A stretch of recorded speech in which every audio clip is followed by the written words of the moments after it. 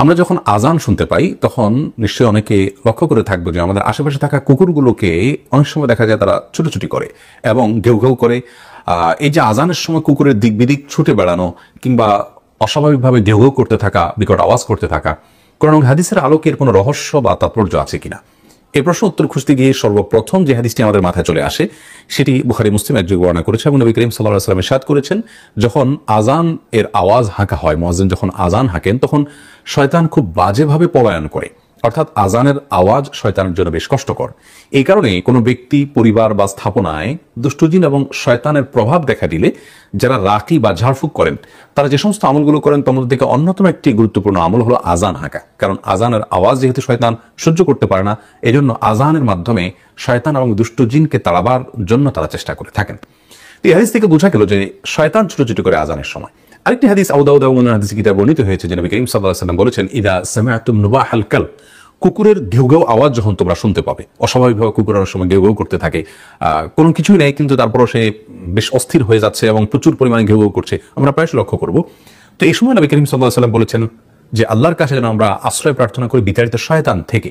এই হাদিস থেকে বোঝা যায় যে শয়তানের আপনার মুভমেন্ট বা তার দিক বিদিক ছুটে বেড়ানো, এই বিষয়টা কুকুর বিশেষভাবে দেখতে পায়, যার কারণে কুকুরের এই বিকট আওয়াজ করার সময়টাতে আল্লাহ তাআলা শয়তান থেকে আমাদেরকে আশ্রয় প্রার্থনা করতে বলেছেন, যেহেতু শয়তানের আনাগোনা ওই জায়গায় সে দেখতে পায় পরিষ্কারভাবে।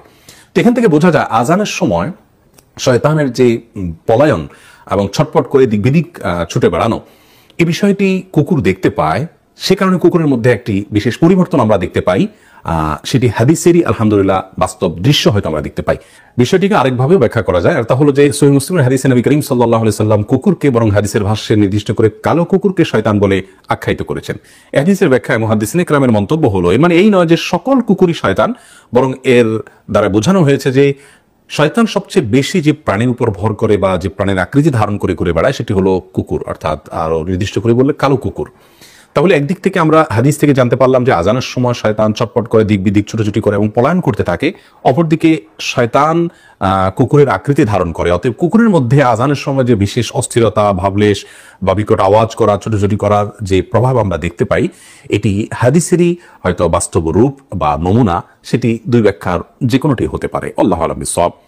তবে প্রসঙ্গত এখানে একটি কথা বলে রাখা দরকার যে যেখানে কুকুরের সাথে শয়তানের এক যোগসূত্রের কথা হাদিসে উল্লেখ আছে, সেখানে শয়তান এর অনুসরণ যারা করে, প্রবৃত্তির অনুসরণ যারা করে, যারা আল্লাহর প্রতি বিশ্বাস লালন করে না, ধারণ করে না, সে মানুষগুলোর মধ্যে দেখবেন যে তারা কুকুরের সাথে খুব বেশি তাদের বেশ সখ্যতা তারা গড়ে তোলেন এবং বাসা বাড়িতে তারা কুকুরকে মানুষের মতোই অনেকটা অবস্থান দেন। আল্লাহ তো আরো অনেক সৃষ্টি আছে, অন্য যে কোনো সৃষ্টির চাইতে কুকুরকে বিশেষ প্রায়োরিটি দেওয়া হয়, বিশেষভাবে যত্ন করা হয় এবং সাহাবায়ে কেরামের মধ্যে বিড়ালের প্রতি যত্ন নেওয়া এবং তাকে লালন পালন করার একটা প্রবণতা ছিল, অভ্যাস ছিল এবং সেই কালচারটাকে নবী করিম সাল্লাল্লাহু আলাইহি ওয়াসাল্লাম অ্যাপ্রিশিয়েট করেছেন।